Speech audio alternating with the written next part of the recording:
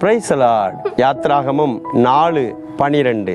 நீ போ, உன் வாயோடு நான் இருந்து நீ பேச வேண்டியவைகளை நான் உனக்கு போதிப்பேன். இந்த நாளில் தேவனாகிய கர்த்தர் உங்களை பார்த்து சொல்லுகிறார், ஒரு காரியத்துக்கு போக போறீங்க, இன்டர்வியூக்கு போக போறீங்க, நீ போ, நான் உன் வாயோடு இருந்து நான் உனக்கு பதிலாக நான் பேசுவேன் என்று சொல்லுகிறார்.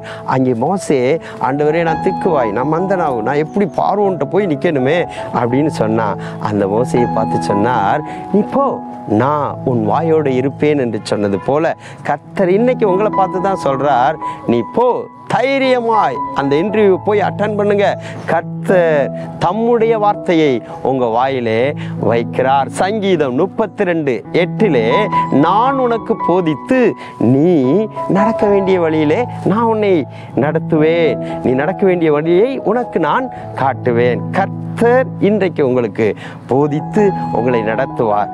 ஏசாயா 50:4 இளைப்படைந்தவனுக்கு சமயத்துக்கு ஏற்ற வார்த்தையை நான் சொல்ல அறியும்படிக்கு கர்த்தராகிய ஆண்டவர் காலைதோறும் என்னை எழுப்புகிறார், கற்றுக்கொள்ளுகிறவனைப் போல என்னை கவனிக்க செய்கிறார், கல்விமானின் நாவை எனக்கு தந்தருளுகிறார். ஆம், உங்களுக்கு இன்னைக்கு கல்விமானின் நாவை தந்தருளி நீங்கள் உங்கள் அந்த இன்டர்வியூவில் அல்லது நீங்கள் போகிற அந்த இடத்துல அவங்க கேட்குற எல்லா கேள்விக்கும், அந்த எக்ஸாமில் கேட்குற எல்லா கேள்விகளுக்கும் நீங்கள் பதில் கொடுக்கும்படி ஒரு விசேஷித்த ஞானம், கல்விமானின் ஞானம், மெய் ஞானம், தேவாதி தேவனுடைய விசேஷித்த அறிவும் ஞானமும் புத்தியும் உங்களை வந்து இன்றைக்கு நிறைத்து அவரே உங்களுக்கு போதித்து உங்களை நடத்துகிறதை நீங்கள் பார்ப்பீர்கள். கர்த்தர் இந்த வார்த்தையின்படி உங்கள் வாயோடு கர்த்தர் இருந்து உங்களுக்காக அவர் பேசி உங்கள் காரியத்தை சக்ஸஸ் பண்ண வைப்பார். ஒரு தம்பி ஜெபம் பண்ணிட்டு போனார் ஒரு நாள் என்கிட்ட.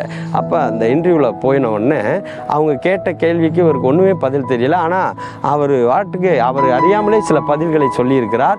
உடனே அவரை செலக்ட் பண்ணிட்டாங்க. பாஸ்டர், என்னன்னே தெரியல பாஸ்டர், அவங்க கேட்ட கேள்வி எனக்கு தெரியல, ஆனால் நான் ஒரு பதிலை சொன்னேன், பார்த்தா அவங்க உடனே என்னை செலக்ட் பண்ணி அந்த இன்டர்வியூவில் எத்தனையோ பேர் வந்தாங்க, ஆனால் என்னையை செலக்ட் பண்ணிட்டாங்க பாஸ்டர்னு சாட்சி சொன்னார்.